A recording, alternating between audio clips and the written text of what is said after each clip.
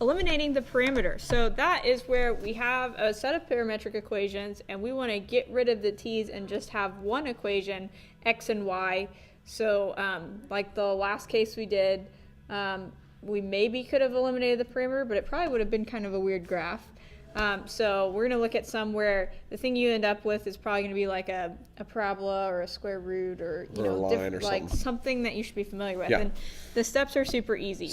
And when we say super easy, and super basically easy. We're going to follow our rules of algebra for all of this. Like if something equals something, we're substituting it in. Yeah, and adding things to both sides, dividing things on both sides. This is Algebra 1 101 right here. Right, we're just adding a pre-calc twist. That's right. Step 1, solve one equation, preferably the x equation for t. And the reason we want to do it with the x equation is because typically we like having things solved for y. Where y equals people. Yeah, so if we solve the x equation for t, we plug that into the y equation, we'll already be solved for y.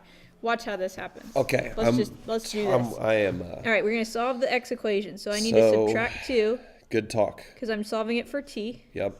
That's an excellent plan right there. Minus 2 equals negative 3t. And then I need to divide both sides by negative 3. Now we can split this up or we can leave it alone. Are we going to put this on our calculator in a minute? Because if we are, I'd say just leave it alone. We can, but we don't have to. Okay, all right. Okay, so this is what I get for t, and then I'm going to take that, and I'm going to put it right here where this t is in y. So y equals... You just lassoed that thing. 5 plus...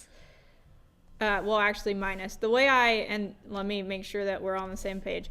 I took that negative that's from the bottom and I stuck it in front of the fraction. It's not in front of x. It's not in front of x. That's a different thing if it's in front of x. So 5 minus... the entire deal. X minus 2 over 3. And I'm okay with that. Are you okay with that? I mean, I'm pretty okay with that. We could get common denominators, but That's a line. That is a line. How do I know it's a line? Because I just have x to the first power. Yeah, and it's in the numerator.